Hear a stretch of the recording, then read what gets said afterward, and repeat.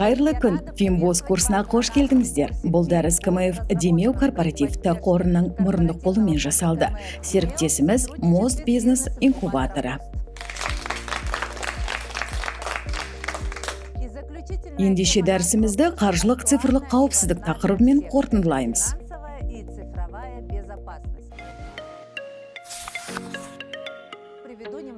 Статистиканы сөйлетсек, Қазақстандағы әрбір 8-ші адам қаржы алаяқтарына алданып қалған. Сонымен қатар елдегі әрбір 3-ші тұрғын қаржы ұйымы атынан әрекет ететін қаскүнемдердің арбауына түскен. Тіркелген осы секілді оқиғалардың 75%-ында алаяқтар өздері жеке нөмірлерге қоңырау шалған. Мұндай жағдайлардың 41%-ында алданғандар алаяқтарға өздері ақша аударым жасаған. Сол сияқты 30%-ында адамдар өзі туралы жеке мәліметтерді, CV-код пен паролін жария еткен. Айтыңыздаршы, адамдар қаржы алаяқтарына неге алданып қалады? Көрсе қызарлық көп пайда табамын деп ойлайды. Телефонда білмей түймелерді баса бергеннен болар. Расында, аяқ асты пайдаға кенелсем, тегін дүниеге қарық болсам дейтіндер көбіне алаяқтарға жем болады. Оның үстіне қаскүнемдер құрбанның эмоциясымен шебер ойнайды екен. Ал қаржы алаяқтар балалар мен жасөспірімдерге зиянын тигізуі мүмкін бе? Қазір кинотеатрларда көрсетіп жатқан жаңа шыққан фильмнің ғаламторда пираттық нұсқасын көруге болады. Бұл фильмді интернеттен тауып алып, экранда көрсетілімді жалғастыру үшін рұқсат беру деген түймешесі болады. Міне, балалар рұқсат ету дегенді басып жібереді. Осы арқылы олар өздерінің жеке мәліметтерін сақтайтын IP-ін жариялап жібереді. Ал IP деп отырғанымыз адамдардың тұрғылықты жері, аты жөні секілді жеке мәліметтері сақталған.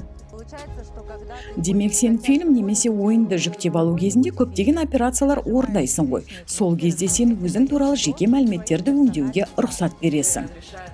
Егер файлдарыңа кіруге рұқсат берсең, олар саған қауіпті вирустарды жібере салуы мүмкін. Балалар мен жасөспірімдер түрлі ойындар мен фильмдерді, түрлі контентті жүктеп алып жатады. Олар тексерілмеген контентті жүктеймін деп қауіпті қосымшаларды көшіріп алуы мүмкін. Осылайша жасөспірімдер ақша төлемеудің жолын іздеп, пираттық өнімді көшіріп алып тығырыққа тіреледі. Немесе қажетті контентті арзан бағаға сататын сайттардың өніміне тапсырыс береді.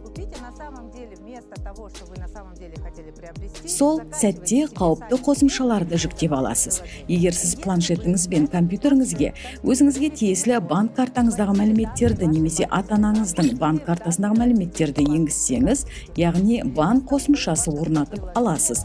Онда қаржы алаяқтарының құрбаны болдым дей беріңіз. Бұдан қалай сақтанамыз? Сатып алуларға арнап бөлек виртуалды карта жасатып қойған жөн.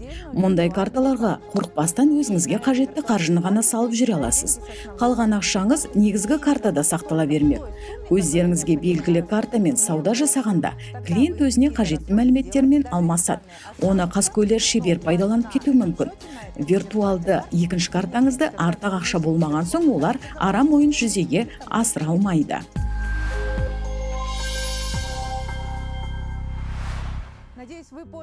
Өз телефоныңызға зиянын тигізетін қосымшалардан қалай қорғану керектігін біліп алдыңыз деп ойлаймын. Ал сайттардың жалған немесе ресми екенін қалай айыруға болады?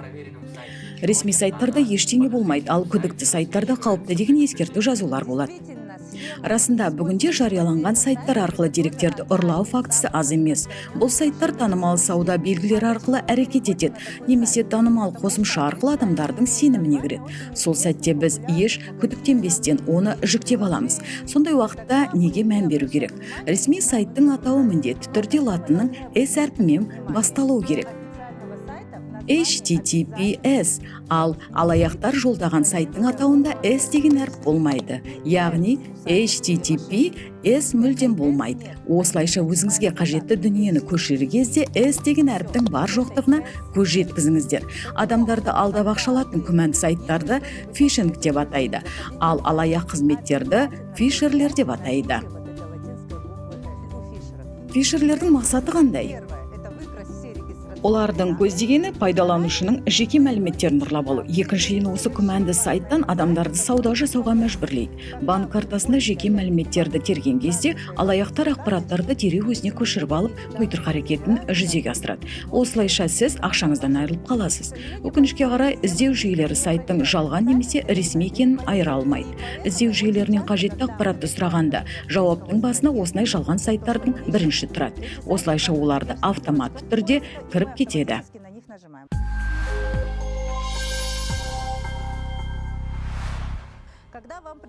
Сіз сыйлық ұтып алдыңыз деген SMS хабарлама немесе электронды поштаңызға сәлемдемелер келуі мүмкін. Бұл алаяқтың ең көп тараған түрі. Бұған еңкейген қарттан еңбектеген балаға дейін алданып жатады. Маған жылдам ақша табуға қатысты хабарламалар жиі келеді. Иә, бұл алаяқтықтың кең тараған түрі. Әркім жылдам табысқа кенелгісі келеді, тез баюды қалайды. Алаяқтар соны негізге алып әрекет етеді. Олар қолданушыларға белгілі бір сайтқа тіркелуді, комментарий жазуды, видеоны жүктеп өзгелерге жолдауды өтініп сұрайды. Осы әрекеттер орындалатын болса, қосымша виртуалды табыс табатынын айтып сендіреді. Мәселен, адамдар жұмысты асыра орындап, жалақы алатын кез келгенде аккаунтыңыз өздігінен бұғатталып, ақшаңызды қайтара алмай қаласыз.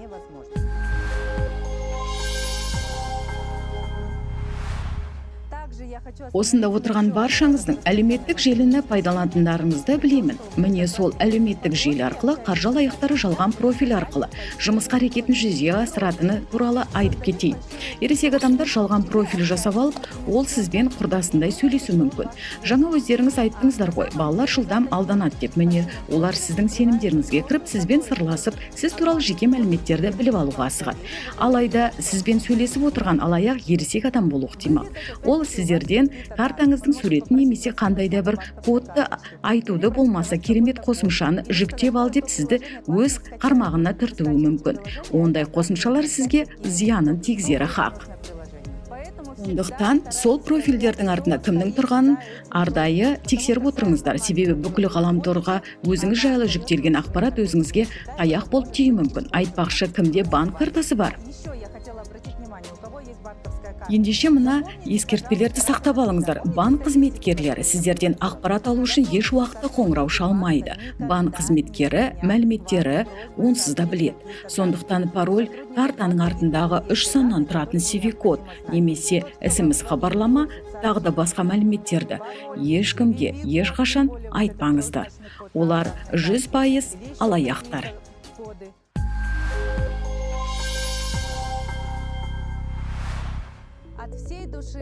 Залым алаяқтардың қармағына шырмалып қалмаңыздар деп тілек айтқым келеді. Достар, сіздерге көп рахмет. Өздеріңізбен әңгімелескен маған өте ұнады.